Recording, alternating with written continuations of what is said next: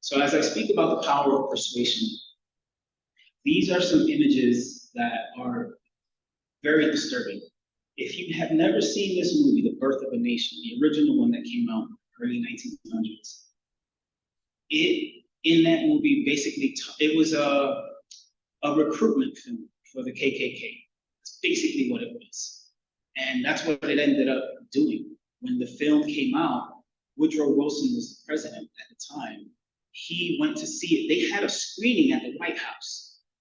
And Woodrow Wilson was quoted as saying, this movie was so amazing because it's so true. Everything that was mentioned in this movie is so true. And this is a great film. So this movie came out right after the, Confederate lost the war. And now you had all these veterans who were out of work and upset because, slavery pretty much ended. And they were upset about that. For them, adding more insult to injury is they came up with these laws to protect Black folks. So that really made them upset. So this was just like perfect timing for them to recruit and to just give birth to hate. And what happens is when it's not checked, it continues to grow generation after generation. And up on the top right-hand corner, there was a whole series of propaganda that was created during World War I and World War II by everybody, not just foreign people. It was the United States who was responsible for a lot of this too. And then on the bottom, you have, this is in the United States, a soap company advertising how powerful their soap is. And in the ad, they have a young Black kid taking a bath. They use his soap and then his skin turns white. So the reason why I chose this image is because this was, I want to say like 1920s. In these slides, I'm going to show you a commercial that aired in China in 2017 that mirrors this almost exactly, almost 100 years later. So this is why I share with you the importance of making sure that the work that you create, is it educating or is it misinforming? Because it's so easy to misinform people intentionally. Sometimes I think, I want to believe that we're good people and that we're not doing these things to intentionally hurt people, but it's just not the case. So all of us have a shared responsibility to make sure that the content that you're putting out reflects first on the person that you are. Because you can't embrace identity if you cannot look in the mirror and love what you see in the mirror. We can skip to the next slide.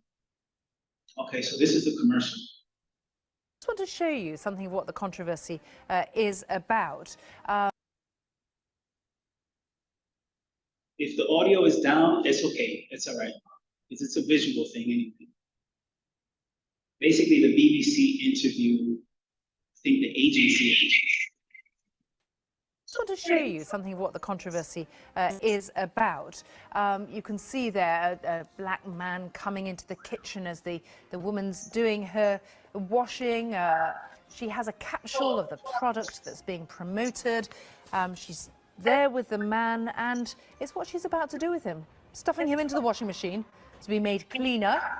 And then in the ad, gives it a few spins, promotes the product, and then out comes a rather fair-skinned Chinese man instead. You might be able to guess why that's, provoked quite a lot of reaction. Well, with me is Yuan Wu from the BBC's Chinese service.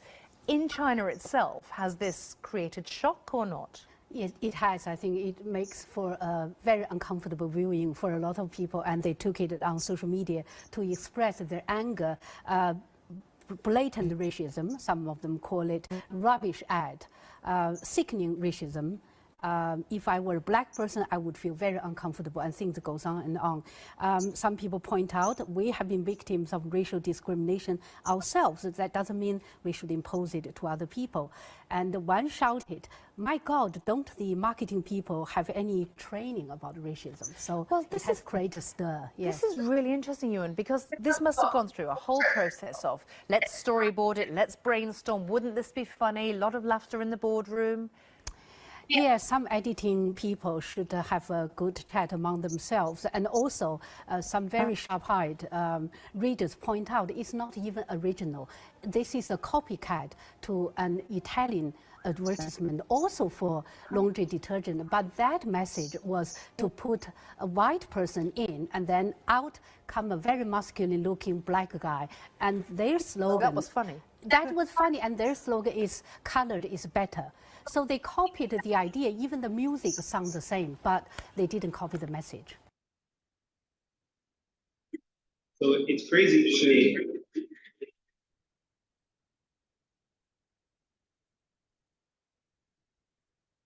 Okay. So it's crazy to me that the messages, kind of as I said, carries on. They were inspired by an advertisement that they saw from Italy. And well, who were they inspired by? So it just, the thing just keeps going and going and going. So it's sad because when something is that, when you have that much power, especially now with social media, your stuff can go and, you're going to influence people, good or bad. And if you're concerned of, people judging you or judging the work that you create, guess what? They're going to judge you regardless, whether it's good or bad, whether it's funny or not, people are going to judge you anyway. So remember that the work that you're creating for yourself first. Before you say, oh, I'm doing this for my folks, or I'm doing this for this community, do it for yourself first. Know that you can feel comfortable with the stuff that you created that's going out. There are obviously some benefits of embracing your cultural identity. And the number one, obviously, is you get the opportunity to educate others, where there's been so much misinformation. And sometimes that's within your own family, a close circle of friends. And that's tough to do. If you grew up around folks who have a belief that does not align with your beliefs, you can take the time to either educate them or you can walk away from it, especially if it becomes toxic. There was a time where we could disagree with each other and still respect each other. There was a time where you could have a different political affiliation and we could still be friends. But that time seems to have ended because respect it's like there is no respect for anybody or any beliefs that you might have. And that's really scary when you think about it. I always ask myself when I'm telling a story, when I see a movie or I see some short cartoon, I think to myself, is that the story I would like to tell if I was the one that created this? So when you're creating your stories, think first about the stories that you would like to see. And I can guarantee you that you're going to find a tribe of people that would love to share that exact same experience, the movies or the stories that you tell. So tell stories that you want to see first. It's tough because this is a business. And in this business, it's all about money. That's just the truth.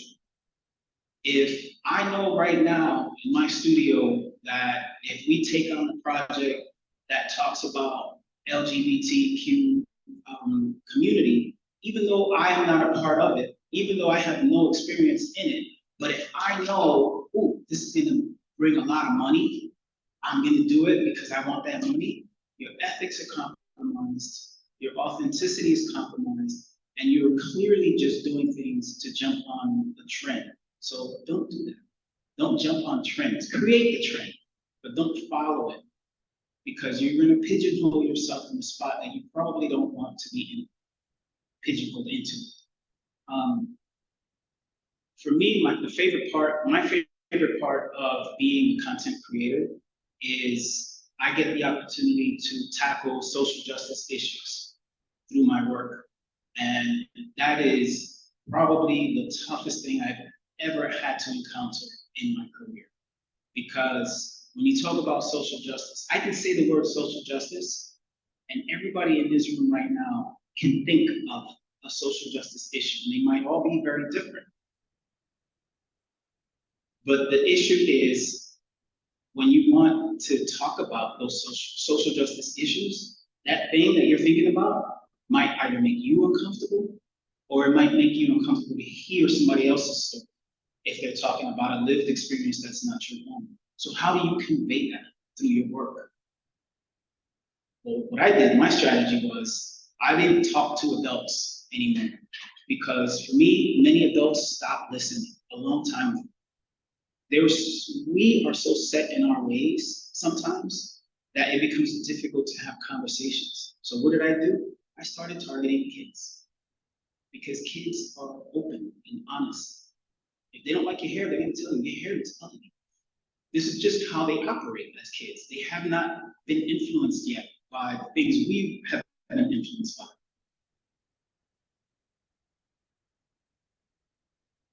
They say variety is the spice of life, and I believe that. And I believe that everybody in here has a lived experience that all of us can learn from. And I would encourage you to share that spice, because your story needs to be told. You know, whether it's in a comic book or animation, your story has to be told. And how can you get folks to understand more about you, your culture, your identity, if you yourself don't represent your culture? In 1997, 1996, I went on a job interview when I was in New York at the Harlem YMCA. It was an art coordinator position, and I knew for sure I had this job, guaranteed. Showed him do my portfolio, he's flipping through it, and then he closes the book and he asks, he's like, "Hey, this is great work, but I have one question for you.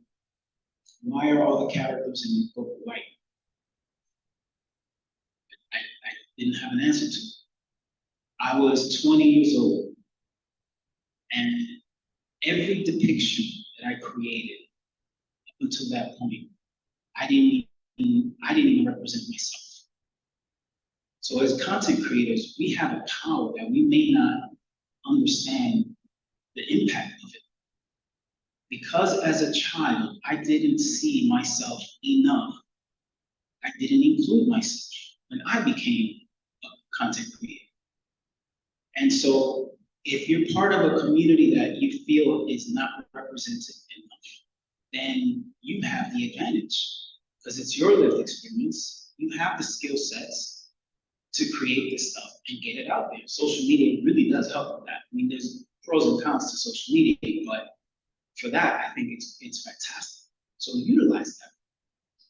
If we can go to the next slide. So here are some snapshots of the benefits of embracing your culture. Immediately, the first thing that happens is, if you have a story worth telling, people want to hear it, the news specifically.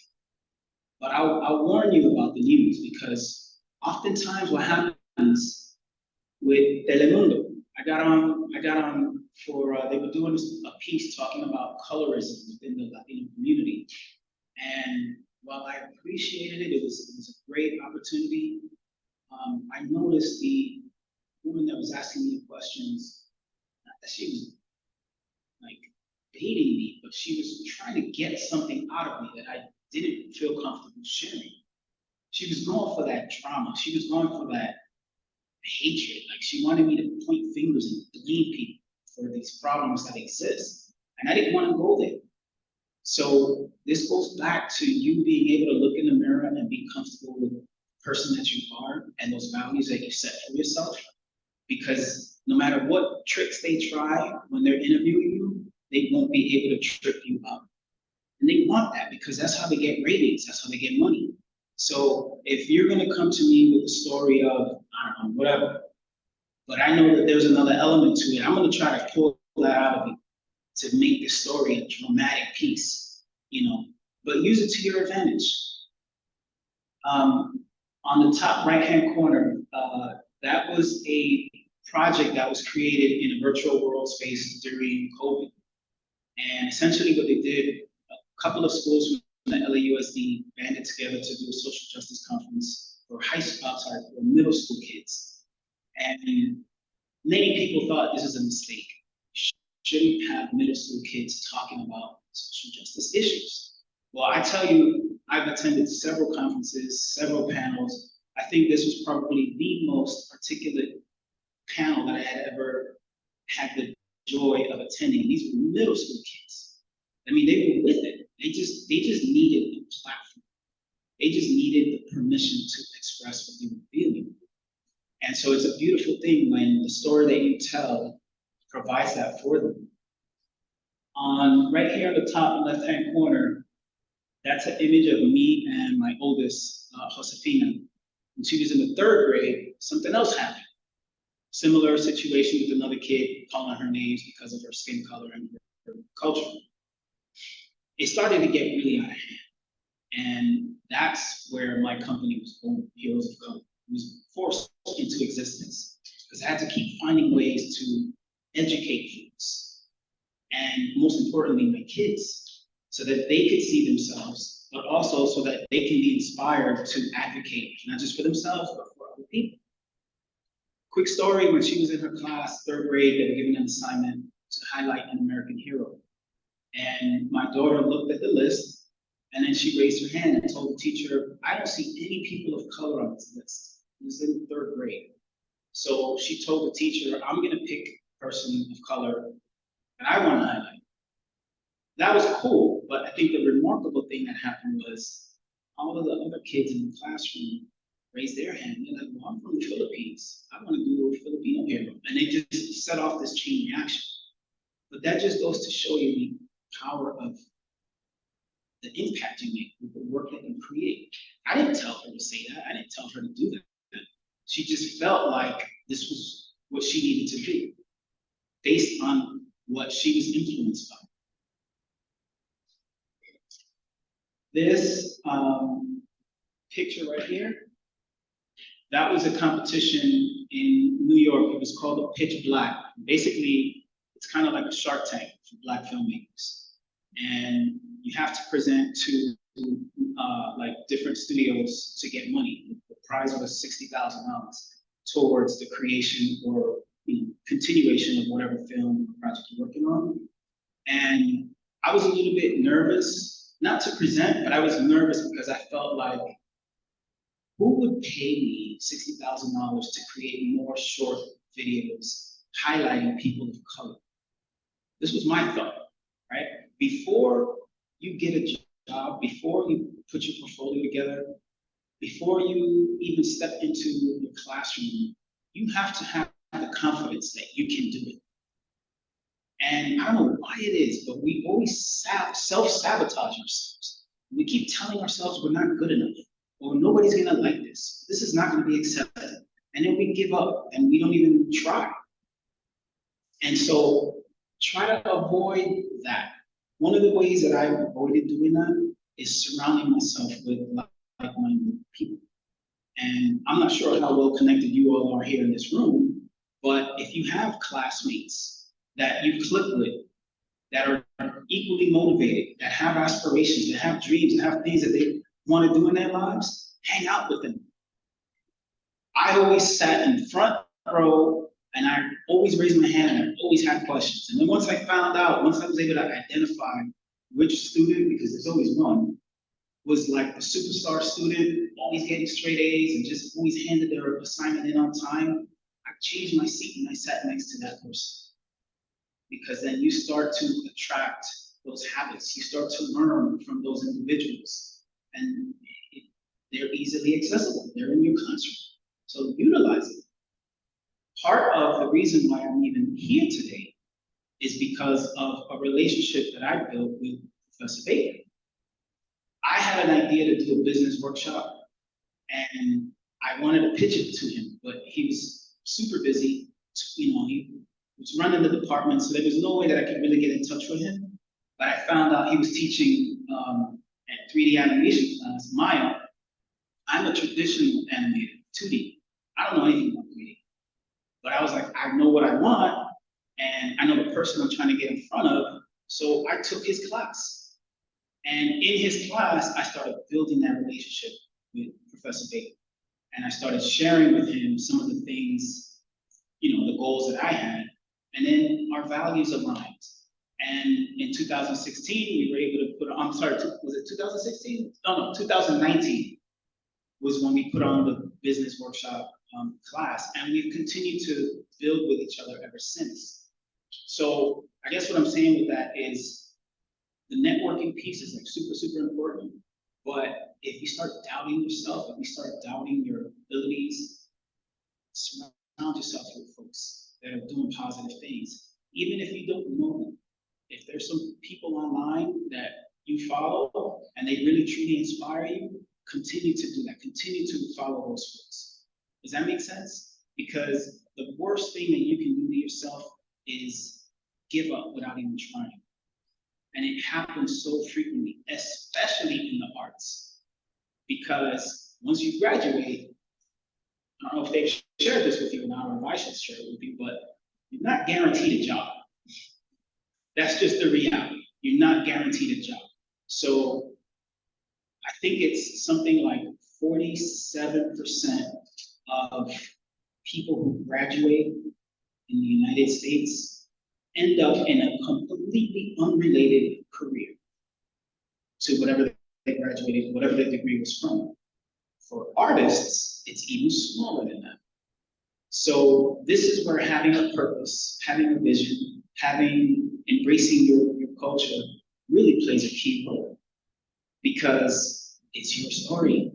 You're drawing from your experiences. Everybody has culture. It doesn't matter if you're not identified as a person of color. Everybody has culture. So tap into that, because that's your dictionary. That's where you're pulling from. There's one other image here. Oh, the Hispanic heritage, celebrating Hispanic heritage. That was a Zoom workshop that I did for a college in Massachusetts. And this one was primarily targeting folks from the Dominican Republic, because they have a high concentration of people that go to that school. So very tiny, it says, Mami, ¿qué será lo que quiere el negro? Mommy, what does the black man want? That's the title of a very, very popular song in the Dominican Republic. And if it were to play right now, I'd probably dance to it. But the thing about it is, when you actually look at the lyrics to that song, it is disgusting. And only as an adult, and I'll be honest, last year was when, no, that was 2021, I think. Yeah, 2021. That's when I actually took the time to listen to the lyrics. And I was disgusted and I was embarrassed. So I had to showcase that during this workshop. And people were deceived, because when they saw that title, they were like, oh, super excited. They're like, oh, I can't wait. He's gonna talk about our culture and it's gonna be this, like, you know, great thing. It was a great thing, but it was more of an informative thing. And my whole piece was about education or misinformation. Which one do you want to contribute to? So I shared a clip of when the band played in, I think they went to Colombia. And this was recorded live on YouTube. The lead singer is Afro-Latino. Most of the players in the band are Afro-Latino. So there's a segment where the singer starts doing just like mumbo jumbo, like it doesn't even make sense what he's saying. He's trying to mimic what an African tribesman would be saying. Then somebody in the band thought it would be a funny idea to come out in front wearing a gorilla mask, making that same sound, those sounds. So I was like, damn, this is crazy. I have to share this. And so prior to me playing that, everybody's faces, you can see them on the Zoom windows, they were all smiling and they were all happy and this was a great thing. And then I played that, the mood completely changed. And I was sorry that it went from such an entertaining presentation to one of reflection, because some people were not happy with the information that I was sharing. I didn't make it up. I'm just passing the information along. And I mean, I even shared this information with my mom. And like I said, some adults are set in their ways. So you have to pick your battles, which ones are worth fighting. Some you just have to, it's not my fight, you know? So if we can advance to the next slide, I'll start by telling you the challenges of embracing culture and your identity. And you might already know of some, you might have already dealt with some. This is a children's book that I wrote in 2020. And it was published by Scholastic, and it came out before the pandemic happened. So it came out to really good reviews and good fanfare, and it was great. And then COVID happened, but then the George Floyd murder happened. And when that happened, it took a different turn, because now you had elementary school teachers who had to talk to their kids about race and about what's going on and why people, what's happening right now. Kids were scared. So a lot of educators took books to try to help ease the conversation. And I'm just fortunate that the timing was right. My book became one of the tools a lot of educators use. But as that continued, and right now we're in the whole thing of book banning. And somebody wrote an article saying, well, children's books are detrimental to the development of our kids, and they should be focusing on academics, yet they're focusing on this nonsense. So I took this as a badge of honor, actually. That a children's book would evoke that much emotion from an adult is hilarious to me. But it just goes to the point that when you're proud of your culture and your heritage, and you share that pride, it can be easily misconstrued as, oh, this person hates this group of people. You having pride in your culture doesn't necessarily translate as you hate others. You're just proud of your own culture. There's nothing wrong with that. But again, the misinformation is so easy to deliver and to get on that boat of just sharing stuff that's not true. One of the biggest obstacles, I think, as a content creator is the fear of offending somebody else with the stuff that you create. Chances are you're going to offend somebody. Somewhere, somebody's going to be offended by the work they do. You just have to live with that and understand that why you're creating, what is your intention behind the work that you're creating. I've never seen a society so, and I hate to say it this way, but I'm going to just say it, so incredibly sensitive, where anything you do or say, that's it, I'm canceling you, or this person hates all these group of people, and then you're done, your career is finished. But you have to be able to withstand that. You know, I got a review from, I forget the name of the company, but they review big books, whatever. They reviewed the Heroes of Color book right around the time when the whole banning thing started, and they said this book is useless. It does nothing to educate people, and in fact, the author chose to highlight people that nobody has ever even heard of. And in my mind, I'm thinking, well, that was the objective, so my job was accomplished. If you felt that not one person out of the 50, you knew anything about them prior to picking this book up, then my job was done. So you have to sit with that, because like I told you, people are going to judge you regardless of what you create. But as long as you can own up to what that is, you'll be fine. Resistance to change, that's a big one. Okay, so if we can advance to the next slide, it's going to lead into, okay, perfect.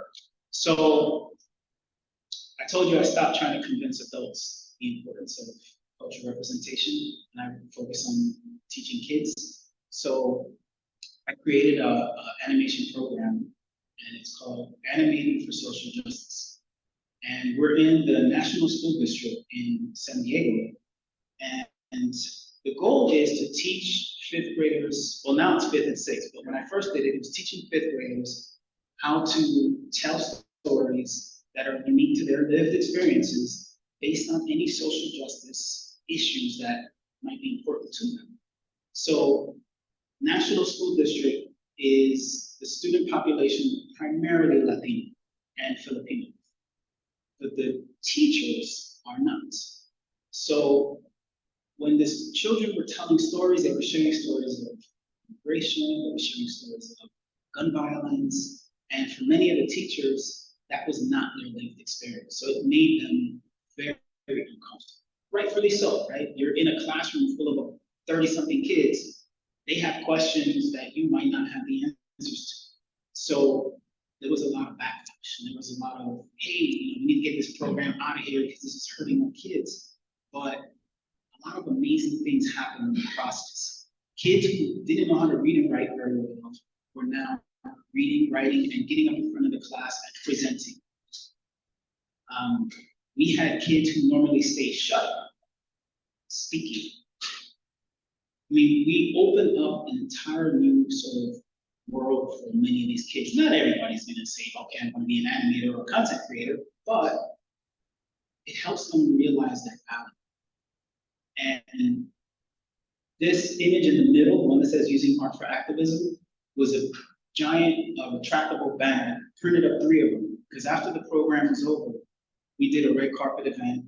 I rented out a movie theater, and we had all 600 kids come with their parents to show their work on the, the big movie screen.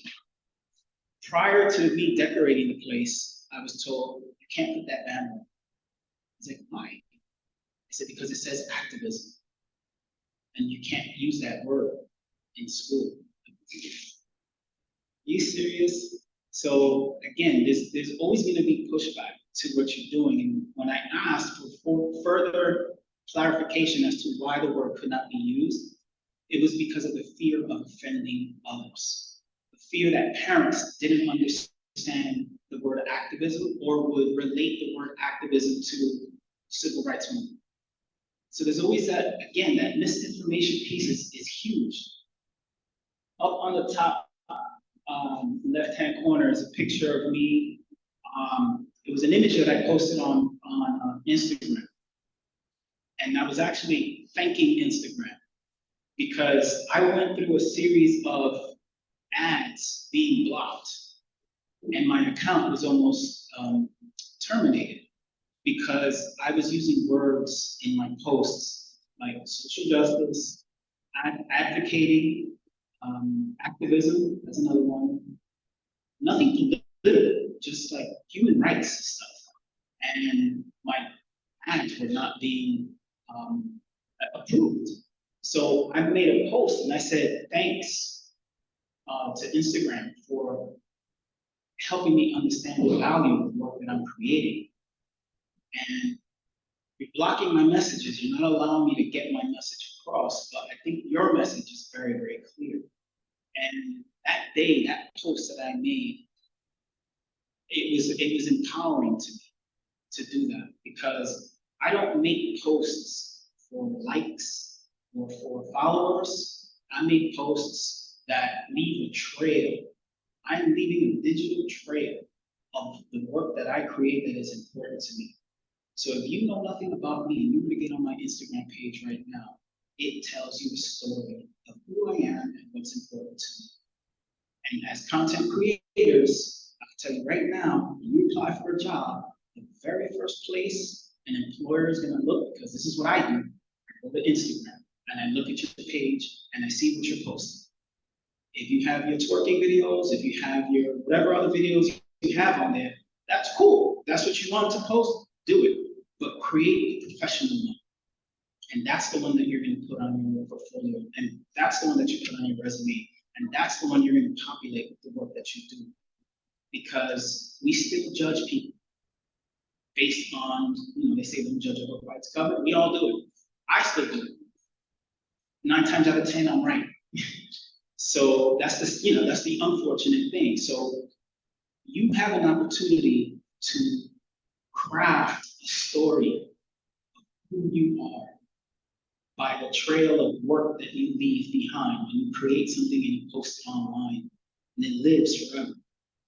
There are still people that I follow who have died. The work, their account is still active. I mean, not like people are not posting, obviously, but the work is still there. So just things to think about. You're leaving a trail of who you are with everything you post. We can switch to the next. So these were the staff members that I hired to teach the animation program.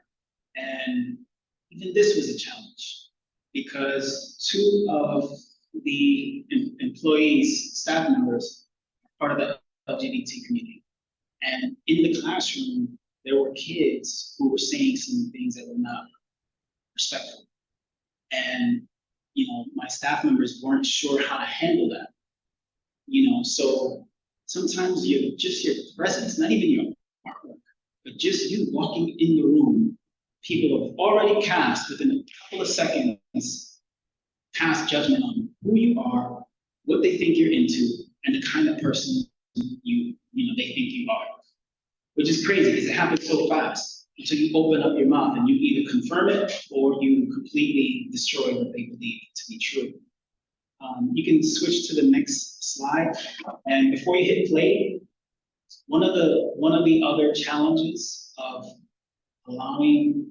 embracing your identity, but allowing others to embrace theirs. I told you the pushback that happens, but the other thing that was happening was teachers were telling their kids, don't do that story. Change the story, do something different. People are not going to understand it. So they were putting a muzzle on the kids. And, I invited CNN, I invited everybody to come to this red carpet event because one of the things that will continue to make you an asset to any place that you work, or even if you decide to do your own little freelance hustle on the side, is media. Is your story newsworthy? Every single one of you has a newsworthy story. You just need to learn how to phrase that. So one of the things that I work really hard on is getting media and pitching. So you pitch to them, you tell them what your story is, you tell them what the unique angle is with the story that you're crafting, and get them to come out, or get them to interview you, whether it's online or on paper. And then you use that to build up your credibility. Because if this side of the room is more talented than this side of the room, but this side of the room is in articles, they're on the news, and they're getting all this media attention, I'm gonna think this side's more talented. But it's not always that case. So anything that you can do I'm kind of going off tangent with the cultural thing, but anything you can do to build your reputation, try to get media attached to it. That's just a real cool tip for you. So I couldn't complain to that teacher. I couldn't call her out, but I made mention of what happened in the classroom. So if you can press play on this one.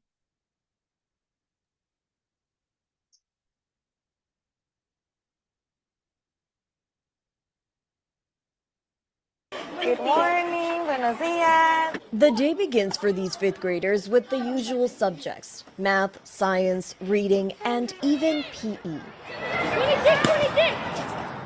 Those may appear easy in comparison to talking about gun violence, global warming, bullying, racism. I chose racism because for me, racism is something that I see often and something that happens, and I feel like all people should be treated the same way, not just because they're different, because inside we're all the same. Christian Lopez is just one of the more than 500 fifth grade students tackling these issues at the National School District just outside of San Diego. The students choose a topic. I did like world hunger. I feel bad. I really feel bad about because they don't have the life I have. We can donate to help them get food and fresh water. And then use animation. Do you think guns should be allowed? Well, I don't. To explain their thoughts. Immigration is a problem for everyone. They separate individuals from another. That's a form of injustice. If these are the issues, these are the components that these young people will face as they become adult, then I believe that it is our responsibility to support them in learning how to maneuver some of the nuances. But maneuvering wasn't always easy, according to animator David Heredia, who created this 5-week program. It makes people uncomfortable when you put them in a situation to talk about something that is not their lived experience. And because of that, I think it's unfair to put a muzzle on a child who wants to express what they're feeling. So instead, you allow them to talk through their art. Just because they're different race doesn't mean that you have to be rude or to not to be nice to them, because it's really hurtful for those people. They found ways to help solve or highlight the issues. No matter what color we all are human. And then they got to feel like celebrities as they share their animations with the world. It allows us to actually stop and listen to what's going on in the world of a child and have them offer a potential solution to that problem. When you're kind to someone, they're going to be kind to someone else, or you should always be kind. The students feel heard and say they will continue to explore these social justice issues. We could still keep working on and progress to make it better. Camila Bernal, CNN, National City, California. The cool thing is, after my program was over, this was May of 2023. A lot of the teachers went up to the students and the administrators and just asked them questions. And the kids were like, "Oh yeah, I'm an animator now. I'm a content creator, and my stuff is going to go viral and blah blah blah and all this other stuff." But they started to get a taste of what it is to make an impact. And so for many of them, they're in the program again. We started in October, but they're 6th graders now. So now their stories are even stronger, and they have that experience. And now when they leave and they go to the 7th grade, they're going to feel a sense of worth that they otherwise might not have felt, because now they feel that their contribution, their story, their artwork will actually make a difference. And for many of them, it actually will make a difference. So I'm not trying to get all of you to start doing programs for kids, but there's a lot of money out there for people who have programs for kids. Just want to put it out there. So here are just a couple of tips that have worked for me in the industry in terms of how I chose to embrace my culture and identity. Number one, your ethics are not for sale. I already shared with you the story of the company that wanted me to do some animation porn it was like $80,000. And I was like, that's a lot of money for like 10, 15 minutes of animation, but that lives and that becomes part of who you are and the work that you create. So you create that stamp. Anything that you do, you should always have a clear message, whether it's your portfolio, whether it's at a presentation, a job interview. Have a clear message, because that helps people understand you better and not assume things about you. Drawing from your personal experiences is going to be your secret sauce.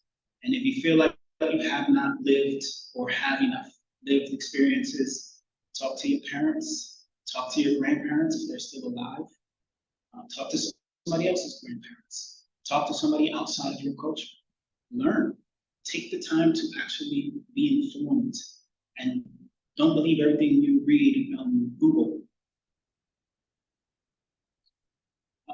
As I said, everybody has culture. Doesn't matter where you're from.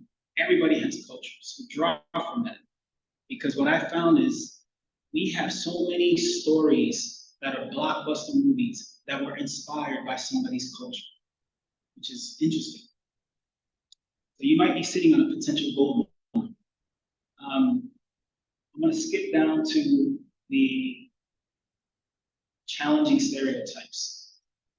That's always a tough thing to do, because we're set in our beliefs based on what we were told, not necessarily what we learned. And your beliefs change your actions. If you believe something to be true, you're going to start acting that way. Greatest example I have of that is my kids when they lost a tooth and they put it under their pillow because they believed the tooth fairy was going to come. Their actions change because of their belief. So to all of you, to all of the content creators in the building, I say, when you're creating your work, you have to believe in it the way a kid believes that a tooth fairy is going to come in. Like, you have to have that much conviction in the work that you create. And like I said, you might not have found your path right now. For many of you, you just want to get through college, and that's enough, because that in itself is challenging. You might have student debt, I don't know. But now that means when you get out, you need to get a job immediately. But that doesn't mean you have to put your creativity on hold. If you end up landing a job in Starbucks after you graduate, that's cool. Get that money, but stay hungry. Keep creating. Keep your vision alive. Never lose sight of what that end goal is.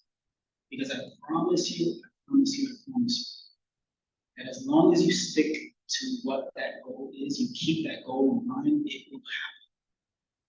Because every decision that you make will inform you taking steps towards getting to that goal. Some people it happens right away. For others, it takes a little bit longer. It took me a really long time, and a lot of bad jobs, and a lot of really tough situations, but I never lost sight of what my purpose was. So I want to encourage you to keep sight of that. And the last thing is to always be ready to evolve and change. I always say learning starts after college, because that's where you get hit in all the life lessons. And I think the expression is, life is the best teacher, because you get the test first and then the lesson afterwards. And so, just as an example, how many of you know how to do an elevator pitch? So how many of you already know, like, your ideal job in terms of, like, I want to work for Disney, or I want to work for whoever? Anybody has an idea? Okay. So do you have an idea as to where you would like to end up? So for those of you who raised your hand, if somebody walked in right now from that company that you identified as the ideal company, and they sat down right next to you, and they said something to the effect of, I'm looking for an animator right now, or I'm looking for whatever specialization you have, they say, that's what I'm looking for right now. How do you respond to that? I'm not asking you to answer me, it's rhetorical. Like, how would you respond to that situation? If you know that COC is having a conference next week full of a room of executives from that company, or companies similar to the ones that you have identified as a place you want to work in, and you walk into that room, how are you going to interact with people? Part of keeping your vision and your goal in mind is doing things like that, putting yourself in the places where these people are going to be. You might not have an elevator pitch, you might not have all of the components that you need to get a job, but just immersing yourself in that world now starts to help inform you on this is why I need business cards. You know, we're in a digital age where everybody's saying, don't do business cards, it's a waste of money. Everybody throws them out. Do business cards, because people do not throw them out if they see value in what you're handing to them. And the value comes not from what's on the card, it comes from what comes out of your mouth when you're speaking to them. And that authenticity that Professor Baker spoke about earlier, that comes out. And if you feel awkward or shy or embarrassed, go anyway. Because eventually you're going to get rid of it. And the quicker you do it, the sooner you do it, the more you do it, the more comfortable you're going to become. And when you go on a job interview, you're going to kill it. You're going to crush it because you're confident about who you are. Remember this, last thing I'll say is people do business with people they like first. So like I said, you can be super talented, but if you cannot articulate things about yourself, your inspiration, your work, your culture, your background, it becomes hard. Like I can't even have a conversation with you because you're not expressing yourself to me. Like I don't get you. So I'm gonna go with somebody else who can articulate themselves very well, feels very comfortable. Yeah, maybe the work isn't the greatest, but skills can be taught. Just remember that. And then I think one last slide, or is this the last one? In advance.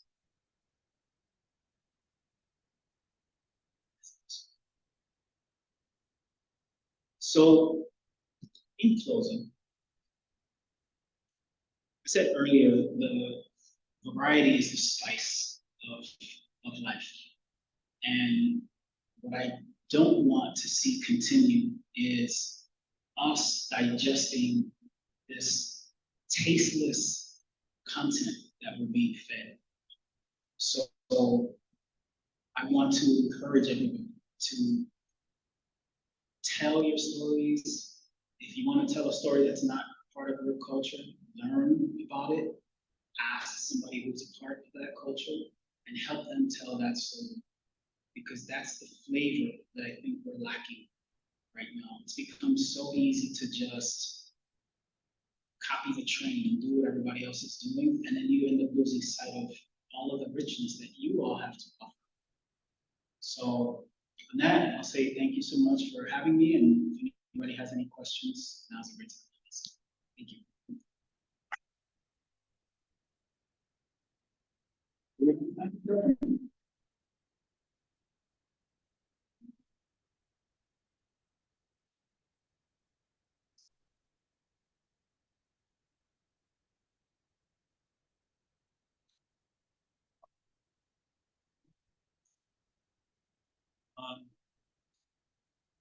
I think what I think actually doesn't matter.